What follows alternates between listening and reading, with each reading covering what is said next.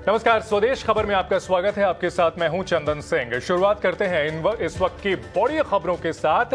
सबसे पहले बाजार की बात। बाजार में आज शानदार तेजी दिखी। निफ्टी करीब 150 अंकों की मजबूती के साथ 18,250 के ऊपर बंद हुआ। सेंसेक्स में करीब 400 अंकों की उछाल दिखी। किन शेयरों और सेक्टर में सबसे ज्यादा दिखा जोश, बताने के लिए हमारे सहयोगी पूजा त्रिपाठी हमारे साथ जुड़ रही हैं। जी पूजा। जी, निचले स्तरों से बाजार में शानदार रिकवरी देखने को मिली। अगर निफ्टी की बात करें तो करीब 160 अंक और सेंसेक्स में करीब 600 अंकों से ज़्यादा की रिकवरी देखने को मिली है। बैंक निफ्टी भी जो हम देख रहे थे कि दिन भर लाल निशान में था, कोटक महिंद्रा के नतीजे आने के बाद बैंक निफ्टी में भी अच्छी रिकवरी देखने को मिली है, खासकर कि निजी बैंकों में। और आज सबसे ज़्यादा मजबूती थी रियल्टी शेयरों में। रियल्टी इंडेक्स की बात करें तो करीब 4% तक की मजबूती वहां देखने को मिली और मेटल और आज ऑटो शेयरों से भी अच्छा सपोर्ट बाजार में देखा गया। अब निफ्टी गेनर्स की बात करें तो आज तेजी थी टाटा मोटर्स में, टाटा स्टील, एसबीआई लाइफ और टाइटन जैसे शेयरों में आज शानदार तेजी थी। इसके अलावा लूजिंग साइड पर देखेंगे तो आज प्राइवेट बैंक ही थे इस सूची में। IndusInd bank, ICICI bank, power grid और एचयूएल, यहाँ पर आज काफ़ी ज़्यादा कमजोरी देखने को मिली है। लेकिन कुछ चुनिंदा बैंकिंग स्टॉक्स थे, प्राइवेट और छोटे मंझोले शेयरों को मिलाकर अगर देखेंगे तो काफ़ी कुछ स्टॉक्स थे जहाँ पर की अच्छी तेजी देखने को मिली। इससे पहले था कोटक महिंद्रा बैंक। जब नतीजे आए तो स्टॉक में करीब 3 से 4% की मजबूती देखी गई। उसके बाद central bank of India, bank of Baroda, city union bank, यहाँ पर भी अच्छी तेजी थी। कुछ रियल एस्टेट स्टॉक्स में आज शानदार मजबूती देखने को मिली है। Prestige estates, Mahindra life space, Oberoi realty और डीएलएफ, ये कुछ ऐसे स्टॉक्स थे जहां पर की अच्छी मजबूती थी रियल्टी स्पेस से। आज टाटा ग्रुप के भी शेयर्स में भी अच्छा रुझान देखने को मिला। सभी में खरीदारी थी करीब 6 से 2% की। इसमें Tata power, Tata steel, Tata chemicals और टाटा मोटर्स, ये कुछ ऐसे स्टॉक्स थे जहां पर कि आज अच्छा एक्शन देखने को मिला। और आखिर में बात करते हैं मेटल शेयरों की। मेटल इंडेक्स में भी आज अच्छी मजबूती थी, जिसमें कि जिंदा स्टेनलेस, एपीएल अपोलो, सेल और हिंडाल्को, ये कुछ ऐसे स्टॉक्स थे जो कि अच्छी मजबूती के साथ आज कारोबार कर रहे थे। जी पूजा। और अब बात करते हैं नई लिस्टिंग और आईपीओ की। बाजार के जानकार विकास खेमानी ने नई लिस्टिंग और आईपीओ को लेकर एहतियात बरतने की सलाह दी है। कार्नेलियन एसेट एडवाइजर्स के विकास खेमानी का कहना है कि सिर्फ चुनिंदा आईपीओ ही रिटर्न के लिहाज से बेहतर साबित होंगे। इतना मैं कह सकता हूं, जो अभी हो रहा है इसमें से खाली एक आप ध्यान रखिएगा कि अगले 12 महीने में मैं कह सकता हूं कि आधे से ज्यादा आईपीओ प्राइस से नीचे ट्रेड करेंगे। आज की डेट में आईपीओ में एक फ्रेंजी बनी हुई है, जहां पे इन्वेस्टर्स खाली लिस्टिंग पॉप के चक्कर में इन्वेस्ट करते हैं और वैल्यूएशंस का कोई लिमिट नहीं है। ऑफकोर्स काफी अच्छी अच्छी कंपनियां भी आ रही है, मैं ये नहीं कह रहा हूं कि कंपनियां अच्छी नहीं है, पर कंपनी के साथ साथ में एक वैल्यूएशन, रिस्क, रिवॉर्ड सब होता है। तो हम आज की डेट में हम तो बहुत ही सेलेक्टिव आईपीओ को स्टडी करते हैं और तैयार रहते हैं कि अगर हमको कोई कंपनी पसंद आती है और नहीं ले भी पाते हैं तो हम उस पर स्टडी करके रखेंगे, यही कंपनियां हमें बाद में मिलेगी, अच्छे भाव पे मिलेगी। तो इस समय आईपीओ के लिहाज से इतना ही कहूंगा कि आपको अपना जो रिस्क एंटे है उसको अप करना पड़ेगा, उसका आपका नजरिया थोड़ा बदलना पड़ेगा। अभी ये कि भेड़ चाल चल रही है, आईपीओ आए कोई भी भाव पे डालो, ये मुझे लगता है काफी घातक है और इन्वेस्टर्स को डिसअपॉइंट कर सकता है। तो बहुत ही केयरफुल रहने की बात। हमारा ये नजरिया है कि हम अगर हम 20 आईपीओ देखते हैं तो उसमें से 1 या 2 आईपीओ में हम एक्सपोजर लेने की सोचते हैं। हमने पिछले 12 महीने में खाली 2 आईपीओ में काम किया है और वो दोनों ही आईपीओ इतने अच्छे मार्केट में वेल रिसीव्ड नहीं थे, पर हमने उसमें हमारा ऑलमोस्ट 70-80% रिटर्न बन गया 6 महीने से 12 महीने के अंदर। तो हम उस तरह के जहां पे फ्रेंजी नहीं है, जहां पे थोड़े बिजनेस मॉडल अच्छे हमको पसंद आते हैं, मैनेजमेंट टीम हमको पसंद आती है और जो वैल्यूएशन के लिहाज से हमको रिस्क रिवॉर्ड हमारे फेवर में, उस तरह की चीज ही हम देखते हैं। एक्सिस बैंक के नतीजे आ गए हैं। बैंक का YOY मुनाफा 1,682 करोड़ से 86% बढ़कर 3,133 करोड़ हो गया है, जबकि NII भी 7,326 करोड़ से 8% बढ़कर 7,900 करोड़ हो गया है। और ज्यादा जानकारी के लिए एक बार फिर चलते हैं अपनी सहयोगी पूजा त्रिपाठी के पास। पूजा, अगर बात की जाए एक्सिस बैंक के जो रिजल्ट्स हैं, इसको किस तरह से देखती हैं आप? एक्सिस बैंक के नतीजे अनुमान से बेहतर ही रहे हैं। एनआईआई में हमने देखा कि 8% की ग्रोथ देखने को मिली है। मुनाफे में 80% से ज़्यादा की ग्रोथ इस बार देखी गई है। प्रोविजनिंग में जो गिरावट आई है उसका एक फ़ायदा मिला है।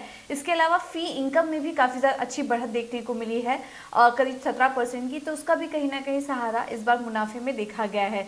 मार्जिन में ज़रूर कुछ कमी आई है। 3.39% पर जो मार्जिन के फिगर्स हैं वो इस बार देखने को मिले हैं, लेकिन एसेट क्वालिटी के फ्रंट पर अगर देखेंगे तो वहां पर इंप्रूवमेंट आई है। 3.85% से घटकर जो ग्रॉस एनपीए का आंकड़ा है वो 3.53% आया है, और नेट एनपीए में भी गिरावट देखी गई है। 1.2% से घटकर जो नेट एनपीए के फिगर आए हैं वो 1.08% आए हैं। इसके अलावा नेट स्लिपेजेस रेशियो में भी कमी देखी गई है, और अगर पिछले साल से कंपेयर करें तो करीब 80% से ज़्यादा की गिरावट कंपनी के स्लिपेजेस में देखने को मिली है। बाकी बिजनेस ग्रोथ के फ्रंट पर भी नंबर्स बेहतर नजर आ रहे हैं। डिपॉजिट में 18% की बढ़त देखने को मिली है, जो कि हमारे अनुमान से ज़्यादा है, और एडवांसेस में जो ग्रोथ है वो हमारे अनुमान के मुताबिक ही है। तो ओवरऑल अगर बात करेंगे तो नतीजे अनुमान के मुताबिक ही इस बार देखने को मिले हैं, और किसी किसी फ्रंट पर अनुमान से बेहतर नंबर्स आए। ठीक है, बहुत शुक्रिया पूजा पूरी जानकारी के लिए। अब बात करते हैं, कल नतीजों के लिहाज से बड़ा दिन है। L&T, Maruti, Bajaj auto, IndusInd bank जैसे निफ्टी कंपनियों के नतीजे कल आएंगे। क्या नतीजे कंपनी के अनुमान के मुताबिक रहेंगे या नहीं? नतीजों पर पूरी जानकारी देने के लिए हमारे साथ है हमारे सहयोगी शरद। बात करते हैं निफ्टी के प्रीव्यूज़ की, तो सबसे पहला प्रीव्यू रहेगा बैंकिंग स्पेस से ही, इंडसइंड बैंक। वहाँ पे जो एनआई एक्सपेक्टेशंस है वो लगभग 13% का ग्रोथ का एक्सपेक्टेशंस है। पैट में भी एक अच्छी उछाल देखने मिलेगी। ओवरऑल देखें तो कासा रेशियो में भी इंप्रूवमेंट दिखा गया है। एडवांस डिपॉजिट्स में भी एक अच्छी ग्रोथ है, और एसेट क्वालिटी में भी इंप्रूवमेंट की आशंका है।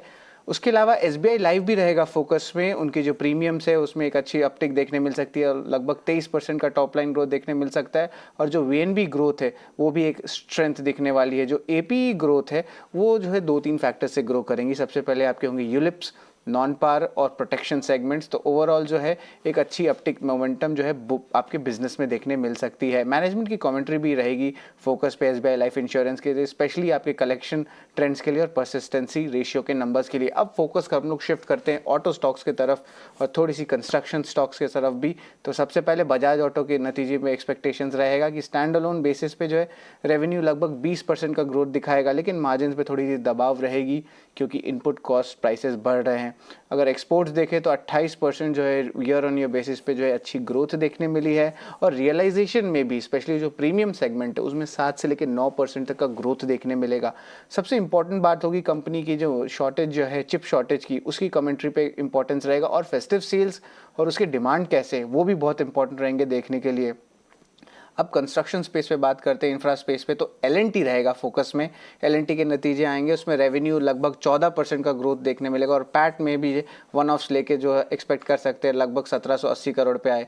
मार्जिन जो है थोड़ी सी इंप्रूव करेगी अराउंड 50 बेसिस पॉइंट्स। लेकिन हाईलाइट जो 2 इंपॉर्टेंट चीज़ रहेंगे वो रहेंगे कंपनी के जो ऑर्डर कैसे आउटलुक लग रहे हैं, और जितने भी इंफ्रा ऑर्डर्स गवर्नमेंट स्टार्ट कर रहे हैं जो पिछले 1.5 से 2 साल कोविड के कारण नहीं मिल पाए थे, अब जो है उसमें ग्रोथ देखने की आशंका है। तो ये ओवरऑल एक बहुत इंपॉर्टेंट नतीजे एल&टी के लिए साबित हो सकते हैं।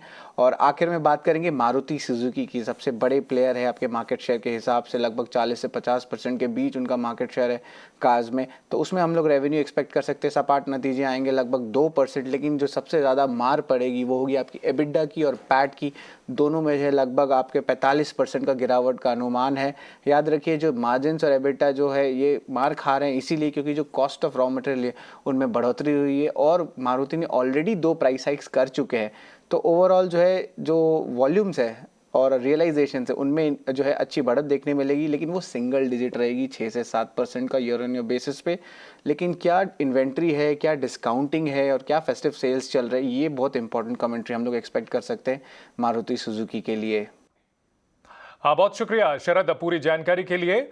कल आईटीसी की दूसरी तिमाही के नतीजे भी आने वाले हैं। कैसे रह सकते हैं आईटीसी के नतीजे, बताने के लिए जुड़ रही हैं हमारी सहयोगी विनी मोतीवाला। विनी, क्या उम्मीद की जाए आईटीसी के नतीजों को लेकर?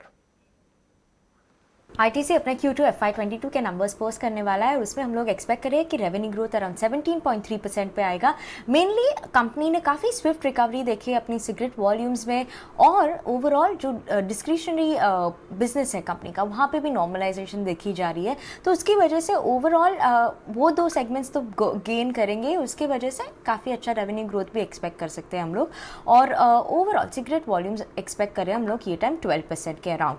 FMCG बिजनेस में हम लोग ग्रोथ एक्सपेक्ट करें अराउंड 14%। मेनली कंपनी का जो स्ट्रॉन्ग प्रोडक्ट पोर्टफोलियो है वो कंपनी की FMCG बिजनेस को एड करेगा। उसके अलावा होटल्स बिजनेस भी है जहां पे हम लोग सेल्स एस्टिमेट कर रहे हैं कि अराउंड 2 टाइम्स से ग्रो होगी सेल्स। और क्योंकि लास्ट टाइम लो बेस भी था, ये टाइम ओपनिंग अप भी हो रही है, नॉर्मलाइजेशन हो रही है, रिस्ट्रिक्शंस कम है, तो उसकी वजह से काफ़ी बेनिफिट भी होगा। एंड मार्जिन्स हम लोग थोड़ा कॉन्ट्रैक्शन एक्सपेक्ट कर रहे हैं 35.5% वर्सेस 36.3% लास्ट ईयर जो था। तो थोड़ा कॉन्ट्रैक्शन एक्सपेक्ट कर रहे हैं मार्जिन में क्योंकि इनपुट कॉस्ट जो है, रॉ मटेरियल इन्फ्लेशन है वो हायर है, तो उसकी वजह से मार्जिन्स थोड़ी डिक्लाइन हो रही है और ऑपरेटिंग मार्जिन आएगी 35.5% पे जो हमारी एक्सपेक्टेशंस है। उसके अलावा जो फैक्टर्स हम लोग देखेंगे वो है रिकवरी कैसी है सिगरेट वॉल्यूम्स में और मिक्स कैसा है, इबिट मार्जिन्स पे क्या इम्पैक्ट आ रहा है वो हम लोग ध्यान रखेंगे। उसके अलावा हम लोग देखेंगे कि FMCG की जो इबिट मार्जिन्स है वो कैसे आ रही है और outlook agri business, hotel business और पेपर बिजनेस का आउटलुक और रिकवरी वहाँ पे कैसी है वो हमको देखना पड़ेगा। कमेंट्री में क्या बताते हैं। ठीक है विनी, आप हमारे साथ बने रहें। एक और बड़ी कंपनी जिसके नतीजे आने हैं, टाइटन के भी नतीजों का बाजार को इंतजार है और इस पर विनी हम जानना चाहेंगे कि टाइटन के नतीजों को लेकर के क्या उम्मीद की जाए, क्या संकेत मिल रहे हैं। टाइटन अपने Q2 FY22 के नंबर्स रिपोर्ट करने वाला है, उसमें हम लोग एक्सपेक्ट कर रहे हैं और रफ आइडिया हमको है क्योंकि क्या एक्सपेक्ट कर सकते हैं क्योंकि उसके ऑपरेशनल अपडेट में कंपनी ने काफ़ी डिटेल दिए है। तो उस कंपनी ने बोला था अपने ऑपरेशनल अपडेट में कि उन्होंने स्ट्रॉन्ग रिकवरी देखी है डिमांड में पोस्ट द सेकेंड वेव और ये अक्रॉस उनके कंज्यूमर्स बिजनेस में थी। तो ज्वेलरी में वो लोग उन्होंने बताया कि 78% ग्रोथ देखी है year on year basis, watches में 73% और आई वेयर में 74%। सो उसके बेसिस पे हम लोग अराउंड रेवेन्यू ग्रोथ 74% का रेवेन्यू ग्रोथ एक्सपेक्ट कर रहे हैं टाइटन से ऑन ईयर बेसिस। उसके प्रॉफिट्स काफ़ी इंप्रूव हुए हैं क्योंकि लास्ट टाइम तो काफ़ी लो बेस था एज वेल।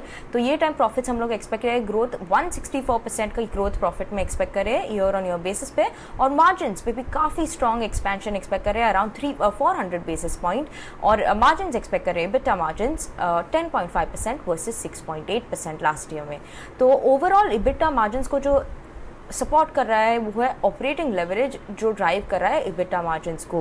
पर उसके अलावा अगर हम देखें कि ज्वेलरी बिजनेस का जो सेपरेट EBIT मार्जिन्स वो हम ध्यान रखेंगे उस पर क्योंकि क्या है ये टाइम जो शेयर थी हायर शेयर थी प्लेन गोल्ड सेल्स की, तो उसकी वजह से मे बी जो EBIT मार्जिन्स आते हैं ज्वेलरी बिजनेस के वो थोड़ी हम लोग को ध्यान रखनी पड़ेगी, मे बी लोअर हो सकती है क्योंकि प्लेन गोल्ड सेल्स बढ़ी हुई थी। ज्वेलरी सेगमेंट में काफ़ी हाई डिमांड भी थी, पेंटअप डिमांड भी थी, तो उसकी वजह से 78% ग्रोथ कंपनी कर रही है। उसके अलावा कंपनी ने अपडेट में कहा था कि उन्होंने सेल्स देखी है जो अबाव या close to pre pandemic levels है उसके मोस्ट डिविजन्स में, तो वो काफ़ी पॉजिटिव इंडिकेशन भी है और उन्होंने स्ट्रॉन्ग डिमांड रिकवरी भी देखी है। उसके अलावा जो फैक्टर्स हम लोग देखेंगे वो है फेस्टिव डिमांड कैसी है और वेडिंग आउटलुक और डिमांड ट्रेंड्स कैसी है कंपनी के लिए, वो कमेंट्री में देखेंगे। उसके अलावा आउटलुक कैसा है business for watches as well as eyewear business और ज्वेलरी बिजनेस का EBIT मार्जिन्स क्या आता है वो हम लोग वॉच आउट करेंगे Q2 अर्निंग्स में। बहुत शुक्रिया विनी पूरी जानकारी के लिए। बात करते हैं जी को बॉम्बे हाईकोर्ट से राहत मिल गई है। जी इन्वेस्को मामले की सुनवाई के दौरान बॉम्बे हाईकोर्ट ने कहा कि इन्वेस्को EGM नहीं बुला सकता। पूरी डिटेल्स के लिए चलते हैं अपने संवाददाता उत्कर्ष चतुर्वेदी के पास। उत्कर्ष, इस विवाद को लेकर के अब हाईकोर्ट ने जो बात कही है इसके बाद आगे किस तरह देखते हैं इस पूरे मामले को? देखिए, जी के लिए यहाँ पे एक बहुत बड़ी जीत है बॉम्बे हाई कोर्ट में। जो इन्होंने इंजंक्शन मांगा था जी ने कि हम ये EGM नहीं कराएंगे क्योंकि हमारे हिसाब से जो ये EGM की रिक्वेस्ट है वो वैलिड नहीं है, उस पर आज बॉम्बे हाई कोर्ट की मोहर लग गई है। बॉम्बे हाई कोर्ट ने इंजंक्शन दे दिया है। बहुत ज़रूरी चीज़ यहाँ पर यह है कि अभी तक इस बारे में क्लैरिटी नहीं है कि क्या इन्वेस्को भी EGM नहीं करा सकता, क्योंकि अगर आप कानून को देखेंगे तो कानून ये कहता है कि अगर जिस कंपनी को ये रिक्वेस्ट दी गई अगर वो नहीं करा रही तो माइनॉरिटी शेयर होल्डर खुद करा सकता है। अब सवाल यहाँ पे इन्वेस्को का कहना था कि उनके पास वो रिसोर्सेज नहीं है, वो नंबर नहीं है, वो लोगों की डिटेल्स नहीं है कि वो मीटिंग करा सके। पर क्या उस पर भी रोक लगाई है? वो आखिरी ऑर्डर आएगा, वो ऑर्डर जब आएगा उससे मालूम पड़ेगा, ऑर्डर शाम तक आने वाला होगा। दूसरी सबसे ज़रूरी बात यहाँ पर यह है कि अब यहाँ से ये पूरी जो लीगल बैटल है, जो कानूनी लड़ाई है, वो कहाँ जाती है। सबसे पहली बात ये कि सुप्रीम कोर्ट क्या इन्वेस्को इस ऑर्डर के अगेंस्ट में जाएगा, और ज़्यादा ज़रूरी बात है कि अगर जाएगा तो कब जाएगा, क्योंकि ये जो केस है वो NCLT जा चुका है, NCLAT जा चुका है और बॉम्बे हाई कोर्ट जा चुका है। सुप्रीम कोर्ट के दरवाजे ही खटखटाना बाकी हैं। तो हमें देखना पड़ेगा कि क्या इन्वेस्को सुप्रीम कोर्ट जाता है और सुप्रीम कोर्ट क्या एंटरटेन करता है रिक्वेस्ट यहाँ पर इन्वेस्को की इस मामले में। ये आने वाले दिनों में पता चल जाएगा कि क्या इन्वेस्को सुप्रीम कोर्ट जाता है या नहीं। बहुत शुक्रिया उत्कर्ष पूरी जानकारी के लिए। और अब ET नाउ स्वदेश की एक्सक्लूसिव खबर आपको बता दें, सरकार उज्ज्वला स्कीम के तहत लोन की रिकवरी पर रोक लगा सकती है। पेट्रोलियम मंत्रालय ने नए कनेक्शन पर लोन रिकवरी से मना किया है। इससे ऑयल मार्केटिंग कंपनियों पर बोझ बढ़ने वाला है। क्या है खबर, पूरी डिटेल्स के साथ हमारे संवाददाता प्रकाश प्रियदर्शी हमारे साथ जुड़ रहे हैं। प्रकाश, क्या जानकारी मिल रही है इस खबर से जुड़ी हुई? जो इम्पोर्टेंट खबर हमें मिल रही है वो ऑयल मार्केटिंग कंपनियों के लिए है।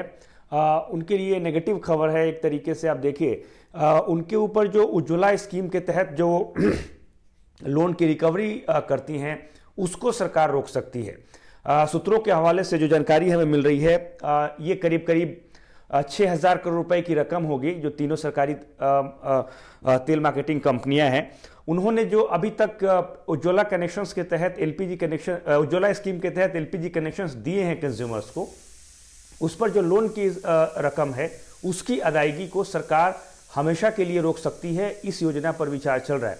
मैं पहले जल्दी इस स्कीम के बारे में बता दूं कि करीब 3200 रुपए का कॉस्ट आता है एक कनेक्शन देने में तेल कंपनियों को, जिसमें 1600 रुपए की सब्सिडी सरकार सीधे तौर पर देती है।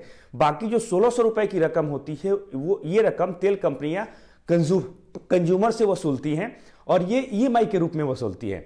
और जो ये EMI की रकम होती है वो वही रकम होती है जो जब वो रिफिल कराने जाते हैं, जो सब्सिडी की रकम सरकार देती है, तो जितनी भी रकम होती है वो कंज्यूमर को ना मिलकर तेल कंपनियों को चला जाता है। तो ये पूरा का पूरा मॉडल है। लेकिन ये जो 1600 रुपए की रकम है जो तेल कंपनियां देती हैं, अब सरकार ये कह रही है कि इसको तेल कंपनियां कंज्यूमर से ना वसूलें। और नए कनेक्शन के मामले में इसको ऑलरेडी इंप्लीमेंट कर दिया गया है, जैसा कि हमें सोर्स बता रहे हैं। पिछले बजट में 1 करोड़ नए कनेक्शंस की घोषणा सरकार ने की थी। उस कनेक्शन के लिए तेल कंपनियों को निर्देश दे दिया गया है कि आप कंज्यूमर से लोन नहीं रिकवर करेंगे। लेकिन जो पुराने कनेक्शंस हैं वो करीब करीब 8 करोड़ के आसपास हैं। उसके लिए भी इस बात पर विचार हो रहा है कि उसमें भी लोन रिकवरी नहीं होगी। और अगर आप इसको रफली डेटा इंडस्ट्री के हिसाब से देखें तो ये करीब करीब 6,000 करोड़ रुपए के आसपास होता है। और नए कनेक्शन के मामले में ये रकम करीब करीब 1600 करोड़ रुपए के आसपास है। तो एक बड़ा बोझ जो है तेल कंपनियों के ऊपर आने वाला है, जैसा कि हमें सोर्स बता रहे हैं। हालांकि सरकार का इस मामले में मानना यह है कि ये जो लोन है ये बेसिकली तेल कंपनियों का इन्वेस्टमेंट है कंज्यूमर के ऊपर, और आने वाले दिनों में जब प्राइसेस कुछ कम होंगी तो रिफिल रेट जो है LPG सिलेंडर्स की वो बढ़ेगी, तो इसका फायदा तेल कंपनियों को होगा। लिहाजा इसको इस नजरिए से देखा जाना चाहिए। इससे एक फायदा ये भी होगा कि अभी जो रिफिल रेट है उज्ज्वला स्कीम के तहत वो करीब करीब 3 सिलेंडर सालाना है। इसमें बढ़ोतरी होगी क्योंकि कंपनियों को कंज्यूमर्स को लोन नहीं देना होगा। तो सरकार का टारगेट है कि इसको बढ़ाकर 6 सिलेंडर हर साल किया जाए। तो कंज्यूमर को बेनिफिट तो हो सकता है क्योंकि LPG की कीमतें लगातार बढ़ रही हैं, लेकिन तेल कंपनियों के ऊपर जो है बोझ आ सकता है। ठीक है, बहुत शुक्रिया प्रकाश पूरी जानकारी के लिए। और अब बात आपके काम की है। गलत या भ्रामक विज्ञापनों को दिखाकर लोगों को गुमराह करने वालों पर सरकार ने सख्ती दिखाई है, जिसके बाद कई कंपनियों ने अपनी भूल में सुधार किया है। उपभोक्ता मंत्रालय के मुताबिक अब तक 6 कंपनियों ने अपने गलत विज्ञापनों को वापस लिया, जबकि 4 कंपनियों ने अपने विज्ञापनों में सुधार किया है। इन सभी विज्ञापनों में दावा किया गया था कि उनका प्रोडक्ट कोरोना वायरस के खिलाफ 99% तक असरदार है, लेकिन ये गलत पाए गए हैं दावे, और लिहाजा इन्हें इन विज्ञापनों को वापस लेना पड़ा है। इस मामले पर संवाददाता समीर दीक्षित ने बात की कंज्यूमर अफेयर्स मंत्रालय की सचिव लीना नंदन से। कंज्यूमर अफेयर सेक्रेटरी लीना जी हमारे साथ हैं। मैम, सबसे पहला सवाल ई-कॉमर्स रूल्स को लेकर के है। ई-कॉमर्स के नियमों को लेकर के कई दौर की बातचीत हो चुकी है। फिलहाल किस जगह पर हम खड़े हैं, और जो लगातार कुछ डिपार्टमेंट की तरफ से एक अपोज या जो कमेंट्स आए थे कि इसमें थोड़ी सी नरमी बरती जाए, उसको देखते हुए पूरा रुख कैसा है इस वक्त कंज्यूमर अफेयर्स मिनिस्ट्री का? देखिए, जो कंज्यूमर अफेयर्स विभाग ने ई कॉमर्स के रूल्स पिछले साल ही नोटिफाई किए थे। कुल मिला के ये पूरी जो व्यवस्था है ये स्टेक होल्डर कंसल्टेशन के लिए ही की गई है। तो कंसल्टेशन के ही इस व्यवस्था को आगे बढ़ाते हुए उन सब के विचारों का हम लोगों ने परीक्षण किया, अध्ययन किया और पिछले करीब 15-20 दिनों से जो देने वाले ये कंपनीज़ हैं या एसोसिएशंस हैं, इनके साथ लगातार कंसल्टेशन हो रहा है, मीटिंग्स हो रही हैं, ताकि उनके क्या विचार हैं, उनकी क्या समस्याएं हैं या उनकी क्या जिसको कहा जाए कंसर्न्स हैं, उसकी बेहतर हम जानकारी समझ सकें और उसको ध्यान में रखते हुए ही इनको अंतिम रूप दें। कोविड को लेकर के भले ही भारत की स्थिति इस वक्त बेहतर हो, लेकिन लगातार कोविड के दावे को लेकर के अलग अलग भ्रामक विज्ञापन बाजार में हम देखते रहते हैं। कोई कहता है कि हम वायरस पूरा किल कर देंगे। इस दिशा में गलत या भ्रामक जो विज्ञापन हैं उनके खिलाफ क्या एक्शन लिया गया है और किस तरीके का रुख मंत्रालय का रह रहा है? ये इस बारे में पिछले वर्ष ज़रूर इस तरह की, जैसे ही CCPA का गठन हुआ और तत्काल कार्रवाई इन्होंने शुरू करी, तो ये देखा गया कि किस प्रकार के ऐसे एडवर्टाइजमेंट्स आ रहे हैं क्या, और जहाँ जहाँ जो जानकारी में आई, और ये भी व्यवस्था निरंतर जारी है कि जो जानकारी में आई उनके विरुद्ध उनको नोटिस देके कार्रवाई शुरू की गई। और ऐसे ही भविष्य में इस प्रकार से यदि कोई कंप्लेंट आती है तो इसकी भी जांच की जाएगी। डाई और केमिकल की कीमतों में लगातार हो रही बढ़ोतरी की वजह से टेक्सटाइल सेक्टर पर कीमतों को बढ़ाने का काफी दबाव है। त्योहारी सीजन में अच्छी डिमांड है, लेकिन कीमत बढ़ने से डिमांड पर कितना असर पड़ेगा, इन मुद्दों पर पूरी डिटेल्स लेकर मौजूद है हमारे संवाददाता खुशबू तिवारी। जी खुशबू, क्या कुछ इसमें जानकारी मिल रही है? जिस तरह से कॉस्ट बढ़ रही है, तो ऐसे में टेक्सटाइल सेक्टर के पास क्या कुछ विकल्प दिख रहे हैं? दिवाली से पहले ज़्यादातर सेक्टर्स में डिमांड काफ़ी अच्छी देखने को मिल रही है। खास तौर पर टेक्सटाइल सेक्टर की बात करें तो ये सेक्टर ना सिर्फ अपने प्री कोविड लेवल्स पर आ चुका है डिमांड के तौर पर, बल्कि यहाँ से भी 25% ज़्यादा डिमांड देखने को मिल रही है। लेकिन इस पूरे रंग में भंग का काम कर रहा है प्रोडक्शन कॉस्ट। पिछले 6 महीने में देखें तो अलग अलग जो इसमें इनपुट कॉस्ट है उनकी कीमतें बढ़ी हैं। डाई एंड केमिकल्स की बात करें तो उसमें 40 से 50% तक की बढ़त देखने को मिली है। इसके अलावा फ्रीट चार्जेस हो, ट्रांसपोर्टेशन हो या पावर हो, इन सब की कीमतें बढ़ी हैं। यार्न और डाइस की भी कीमतें बढ़ी हैं। इसका असर जो ये हुआ है कि पिछले कुछ समय में जो प्रोडक्शन कॉस्ट है वो 4 गुना तक बढ़ गई है। और जो एसोसिएशन से उनका कहना है कि वो अपनी जो इंडस्ट्री है उनकी दिक्कतों को लेकर जल्द ही वित्त मंत्री और पीयूष गोयल के साथ प्रेजेंटेशन भी करेंगे, ताकि वो बात कर सकें कि क्या क्या चुनौतियां देखने को मिल रही हैं सेक्टर में। हमने ट्रेडर्स से भी बात की तो ट्रेडर्स का कहना है कि ऑलरेडी जो मिले हैं अपने मार्जिन पर हिट ले चुके हैं और उन्होंने कुछ जो कॉस्ट है वो अपने कस्टमर्स को ट्रांसफ़र किया है, यानी 15 से 20% तक का कॉस्ट अपने कस्टमर्स को ट्रांसफ़र कर चुकी हैं। लेकिन जो एसोसिएशन है उनका, जो मिल मैन्युफैक्चरर्स हैं, उनका कहना है कि वे अभी भी 10 से 15% कॉस्ट जो है वो ग्राहकों को ट्रांसफ़र करना चाहते हैं, क्योंकि कॉस्ट इतना ज़्यादा बढ़ चुका है। और यही वजह है कि इस दिवाली पर जो आपके कपड़े हैं, जो आपके गारमेंट्स हैं, या जो क्योंकि टेक्सटाइल की कीमतें बढ़ रही हैं, इसका असर आपको अपने गारमेंट्स पर देखने को मिल सकता है। ठीक है, बहुत शुक्रिया खुशबू पूरी जानकारी के लिए। उधर डीओटी ने टेलीकॉम सेक्टर को बड़ी राहत देते हुए कंपनियों के गैर टेलीकॉम कमाई को एजीआर यानी एडजस्टेड ग्रॉस रेवेन्यू के दायरे से बाहर करने का फैसला किया है। अब कोर बिजनेस के अलावा होने वाली कमाई जैसे प्रॉपर्टी रेंट, डिविडेंड, ब्याज, इंश्योरेंस क्लेम, कैपिटल गेन और विदेशी मुद्रा के उतार चढ़ाव से होने वाली कमाई एजीआर में नहीं जुड़ेगी। टेलीकॉम डिपार्टमेंट ने बेहतर आकलन के लिए एप्लीकेबल ग्रॉस रेवेन्यू यानी एपीजीआर की शुरुआत की है। इस फैसले से कर्ज में डूबी कंपनियों पर से खर्च का बोझ कम होगा, क्योंकि एजीआर के आधार पर ही लाइसेंस फीस और स्पेक्ट्रम यूसेज चार्जेस तय किए जाते हैं।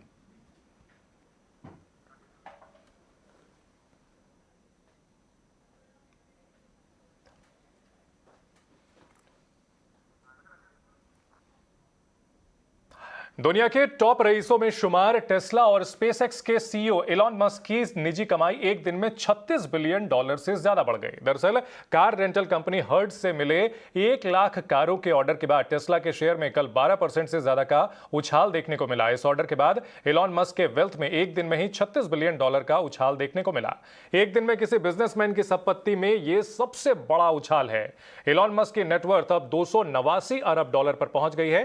टेस्ला का मार्केट कैप भी $1 लाख करोड़ के पार निकल गया है। अभी तक इस मुकाम तक एप्पल, माइक्रोसॉफ्ट, अमेजॉन और अल्फाबेट ने यह हासिल किया था मुकाम। जितनी संपत्ति एलन मस्क ने की एक दिन में बढ़ी है, उतनी संपत्ति तो ब्लूमबर्ग बिलियनियर इंडेक्स के मुताबिक टॉप 50 रईसों की कुल संपत्ति है। दुनिया के 35वें नंबर के बिलियनियर क्लॉज माइकल की कुल संपत्ति $36 बिलियन है, जबकि billionaire Colin Huang, Ferrero and family, Leonid Mikhelson, Leonard Lauder की भी कुल संपत्ति $36 बिलियन से कम है। तो ग्राफिक्स के जरिए हम आपको बता रहे हैं कि इलॉन मस्क ने एक दिन में जितनी कमाई की है वो कई बिलियनियर की संपत्ति से ज्यादा है, और ऐसे में कमाई के कुबेर कहा जाए अगर इलॉन मस्क को तो ये गलत नहीं होगा।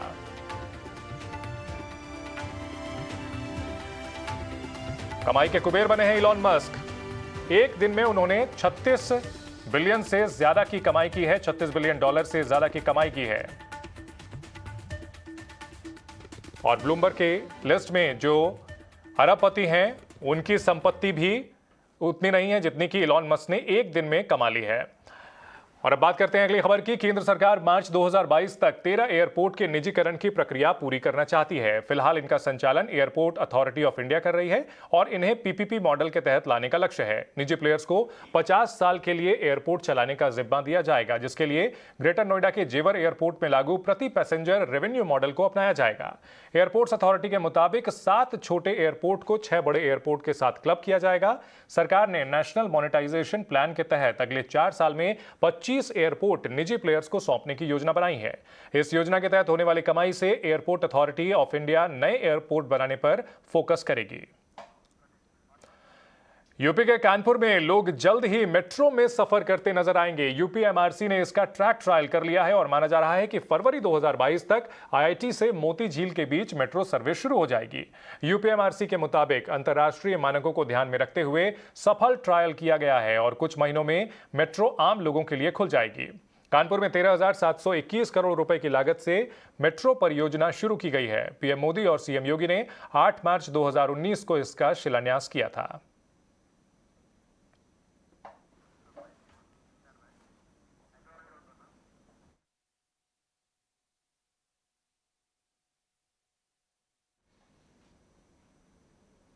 स्वदेश खबर में फिलहाल इतना ही। आप बने रहिए ईटी नाउ स्वदेश के साथ।